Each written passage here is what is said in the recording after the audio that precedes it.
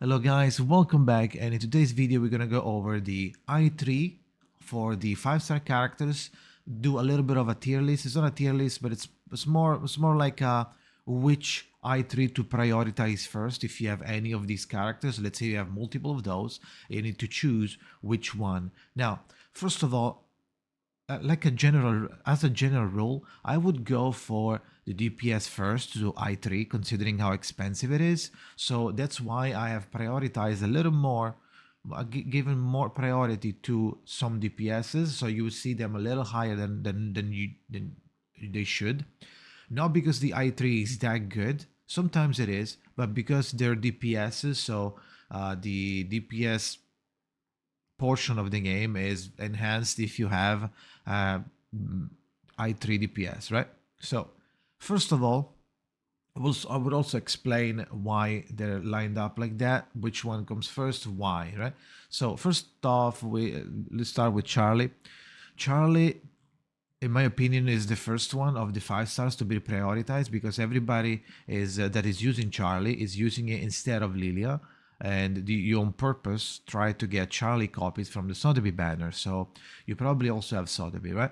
Or if you don't have it, you go lucky. You have like P3 plus Charlie. You're using it. So I'm pretty sure you already did it, but on her i3, if you want to do it, it's when a caster starts the round with HP above 50%, the damage dealt is plus 20 for 1 round. So this basically keeps, there's no if, right? There's no condition. So you just get it 20% for 1 round as long as you are above 50%. So any healing, any passive healing, any leeching, whatever you want to do, any shielding, to make her not go below 50%, this will keep triggering, right? So with the portrait, maybe you have portrait 5 or even portrait 3 plus, this becomes really important in my opinion if you want to do actual omega damage with Charlie, right? So she's first on the 5-star catalog. Second, I'm gonna do Balloon, basically not because like all the DPSs don't are worse, but because Balloon is way more useful and it's used by almost everybody that has her. If you have her and you didn't build her, do it or check into her kit or analyze it and see if you need it because she's really good, right? And on the Insight 3, the party balloon acquired when a round begins becomes permanent. Now, this is not insane, right? But this helps a lot with counter, right? Because you do a lot of counter with your level 2 plus healing spell. You have also the different balloons that you apply with the ult and different modes that you get, different extra ability you get if you have the party balloon or the balloon of innocence. Now we're talking about the party balloon. The party balloon is the counter and it deals Genesis damage to the attacker and then it pops, right? And it's scales with reality defense. Now you get a party balloon when a round starts or when you are doing the counter. So counter level 1 gives you 1 balloon, counter level 3 gives you 2 balloons, and the balloon that you get when you from the I1, it specifically says party balloon acquired when the round begins becomes permanent. This will basically make it so balloon always has, at least every start of the turn, 1 counter on her, right? So that's going to help a lot in dealing a little bit of more damage to the enemies, since it's Genesis damage, which means that it bypasses all of the defenses, right? Ignores reality and mental defense. So I put Balloon here just because of her role and how good she is as a character. But it's not because the effect is insane, right? So I had to prioritize a little bit more in that sense. There are multiple variables that make me think, oh, this one should come first. Now, Diggers is not out yet, but it will be in a couple of days, actually, maybe a week or something, right? I think it's like 10 days, 8 days, 9 days, something like that. Whenever it comes, Diggers is a really strong character in my opinion. Is shown as B because there are other options later, especially in China, for example, Shamane. But besides that, he's a really strong character in my opinion, including Terror. He applies weakness, he applies Nightmare for many rounds. So is Insight 3. Okay, so Insight 1 gives a shield, right? When entering battle, gives the caster diggers. Shield for 3 rounds, which scales with his max HP. So 33% of Digger's max HP gets converted into shield. On I3, gives his HP 33% shield on to other allies for 3 rounds. So this is an extra bonus that he brings to the party as a support. So in my opinion, is really, really strong, and it should be worth I3ing. But there's a if you're planning on getting Shamane, then don't, because Shamane would probably be way stronger and way more flexible and useful than Diggers, because they both will have the global universal debuff. Sure, Diggers has more debuffs than different types of debuffs than Shamane, but Shamane has a way bigger kit. He has a higher percentages. He has the nature blessing mechanic that makes you spam the ult. So I feel like everybody will use Shamane instead of anyone if you can, because it's a very flexible unit. Now, of course, the Aflaros will change, but it's up to you at this point. I will say his shield really brings like a lot of more survivability, and it's a big plus for Diggers. But keep in mind that other supporters are coming, so choose if you want to do I3. It's up to you. It's up to you in the sense of not deciding which one is better. If you want, sure. I'm saying like material wise. So check how many materials you have. If you can afford to do both, that's perfect. Otherwise, if you need to choose between the two, then maybe wait, right? Next up, Bkornblume. She's not below Diggers. They're basically like equal, because it doesn't matter, because if you're not getting Diggers, then the same concept applies to Bkornblume. But in my opinion, since Bkornblume is basically used by everybody, right? If there is a reality defense low enemy, Bkornblume is really, really good. It's an insane unit. She does a lot of damage, even more damage if they're debuffed. She debuffs only reality death, but it also applies damage taken for 2 rounds on level 1, which is pretty big. She also does more damage if the enemy is debuffed with these type of debuffs. Now, the I3 is a tanky I3. So it makes a Bkornblume tanky. So basically minus 20% damage taken by her. Like she takes less damage if the enemy is debuffed, which you are doing, because it's basically this. It's one off. It's not like Blasphemer of the Night that you need two. You need one of these statuses and it will work. So I3 makes her really tanky, way more tanky. 20% less damage is kind of huge, to be honest, paired with the stats gained from Inside 3, so itself, plus Resonance.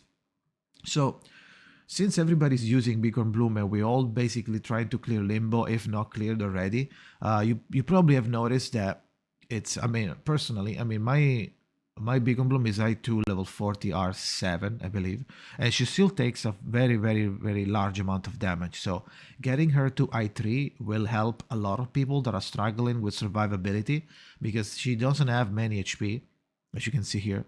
She has only 5.9k HP.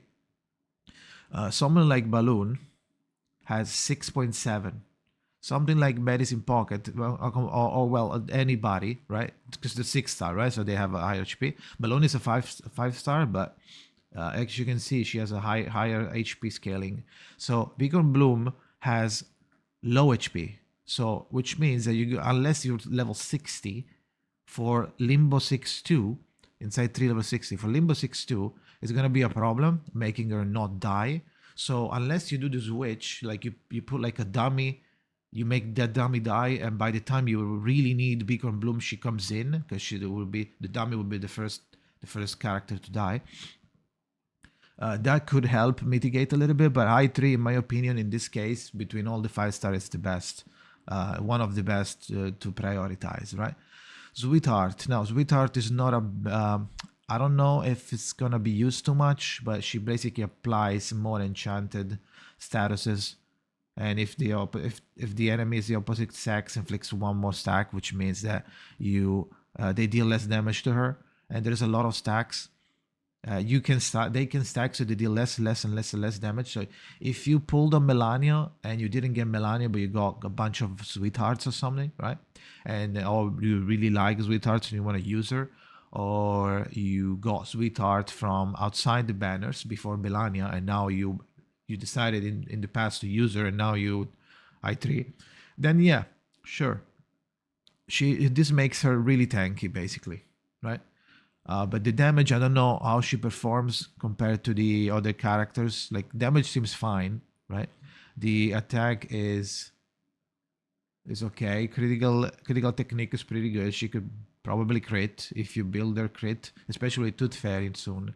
So yeah, she's okay. That's why it's B. C, probably because there's way more characters in China, and so she goes down, of course, right? Because it's stronger. This is 6 stars. Now, I don't know why I closed it. Tennant. Tennant is many people are using Tennant. She has a pretty good shield, damage taken while the shield is active as well. So she's a pretty tanky unit, and she makes everybody a little more tanky. And with her bouquet of galaxy, right? So when enter battle, I1 is when enter battle, you gain 1 bouquet of galaxy, again 1 stack of diamond bullet, which is reality defense, blah blah blah. Okay, now the insight 3 is where we at. Where if the caster starts a round with HP below 50, immediately casts 1 star, a bouquet of galaxy. Only triggers 1 time. I believe this one only refers to the fact that if she gets to below 50%, let's say, right? And she gets a bouquet of galaxy. She gets hit again during the turn, and the HP triggers again below 50%. One could think that she triggers the shield again. No, the only triggers 1 time, I believe, is referring on the same turn. But I feel like if you start the next turn 2, you still have below 50%, you will keep casting Bouquet of Galaxy every turn if you keep being below 50. That's what I think it is. It just triggers 1 time, so you cannot trigger it more than 1 time in the same turn, but it will keep doing it, right? So I think this is a decent version, decent i3. If you're using her, there's many people that are using her, because if you didn't pick up Sotheby and you have Dikke only, right? Then Tennant is might be one of the another healer that you're using, shielder that you're using, right? So for all the people using it, that's probably a good idea. It makes the shield more permanent. It's not, but more frequent, let's say, right? So next up, Babyblue. Now, Babyblue, it's a really good unit, but the problem is that I put her like in the middle, because the i3 doesn't really give too much, right? Sure, it's a little bit tanky, makes her a little bit tanky. Damage bonus -10. It's a debuff on the enemy. When the caster takes mental damage, so she needs to be attacked by mental damage. So that's one niche condition. Well, not like it's not like global. It's like a little more situational moment that she needs to take mental damage. And at that point, she retaliates with a stack of Wonderland visitors for 2 rounds, which makes them deal less damage, 10% less damage. It can stack, so it's going to be 20% less damage. So this is a good one, but it's situational. That's why she's like mid-tier when it comes to priority. Because this doesn't really enhance her kit too much. It only makes it so if you're fighting mental damage enemies that deal mental damage, then this could be good, but it's still like situational. She needs to take damage, so if she doesn't get hit, she doesn't apply it. So it doesn't always trigger. So for the cost of insight, I would like do it after everything else, right? Keep that in mind. Now that I think about it, maybe I should just do a combined video. Maybe I'll do that. I'll do a combined video, 6 stars and 5 stars together, and see which one. Because like realistically, you have usually everybody has a team of a bunch of characters, right? 6 star and 5 stars. You don't always have like a full 6 star or full 5 star. So I'll do that as well. So today is gonna be this one. Tomorrow is gonna be the 6 star version, and then we're gonna do a mix, right? Now X. X is higher up, even though it's a kind of a niche character. Not everybody uses it or wants to use him or has him built. But if you get him to Insight 3, when you cast the ultimate, you apply Disconcert, which is... let me know if there is another one that applies Disconcert. At the moment, I can't really think about anybody currently in global. Don't go in the comments saying, our 37 has Disconcert. I'm talking about today's characters, okay? Who has Disconcert anywhere that we have in the characters? I don't think anyone has it, but let me know if there's another one. I don't remember, to be honest. Disconcert is basically they cannot gain Moxie, right? Cannot gain Moxie. There's no condition, so this is like you can't do anything about it. Maybe you can dispel it. Maybe monster can dispel it, or like some mechanic, but it's for 1 round. So you do the ult on purpose. The ult is basically gonna destroy them because it's gonna do Moxie -2 and it's Disconcert, right? So X is unironically a really good counter for the last fight on the last Limbo 6-2, because they gain a lot of Moxie and constantly. You really don't want them to cast any ult during the fight. So having him I3 is pretty good. I don't know how possible it is. It's gonna take a long time if you already didn't choose to level him up. It's gonna be a problem getting like a new I3 character from 0. Because like you also have your characters, right? So, but now you know. Keep in mind, this could be really good for Limbo. But you can probably brute force it with other characters, like I'm gonna do today on stream. So if you're watching the video and you want to check me struggling on Limbo, because I'm not really good at Limbo, because I forget mechanics while I'm playing. Or some secondary bonuses. So if you're gonna come and laugh at me, twitch.tv/Jakazin, right? So let's move on. Satsuki it's not bad, the Satsuki I3, but Satsuki is not super used. That's why I put her on like mid-low, because nobody has her. And if you have her, maybe she's not even I3 or you don't want to I3. But if you like her, then the I3 is pretty good, because like if the enemy is attacks against enemy with rigidity or petrified statuses enjoy penetration rate.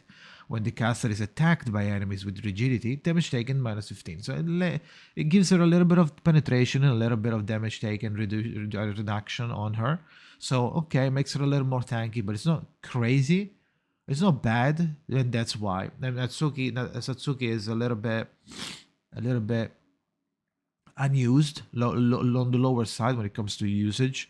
So that's why she's here. Sonetto is here because, in my opinion, getting critical defense and critical resist as a high 3 when you are buffed, it's too much situational, and the buff is not even that important for now. We're not fighting. I don't know. You can disagree. In my opinion, this doesn't give too much as an Insight 3, to be honest.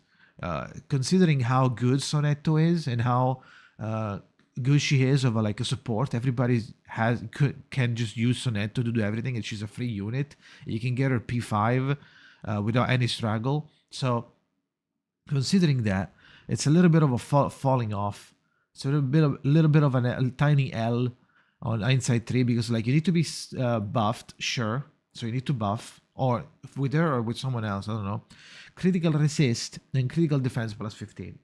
Now, this is basically a follow-up on the I1. Like now you get something new after damage dealt. You do deal damage, and you do have you resist crit, but it's 15%. And critical defense +15%. I feel like this is not that much of a incentive for us to do Insight 3. I'm sorry, I don't think it is. So it's kind of personal, but this is where Sonetto is now. Maybe I'm missing some bigger picture, but as a priority with other characters in mind, I don't think she has a high priority. I'm not saying it's trash. I'm saying like she doesn't have the priority. That's the main part of the video. Now, Necrologist, when a prayer, Insight 3, when a prayer status on your side is dispelled, HP plus 50%. So she heals when someone gets revived with prayer, basically. Or even dispelled. I don't know if there is any... I don't remember any mechanic or any monster that does dispel, but if this happens, if you get dispelled, it will still trigger and she will still heal. So she heals 50% of her attack if anybody triggers prayer by using it or by dispelling it. And prayer is like the revival. Instead of dying, you heal up for the amount of attack that she had, the Necrologist has. So, and you apply prayer when you do the mass buff, right?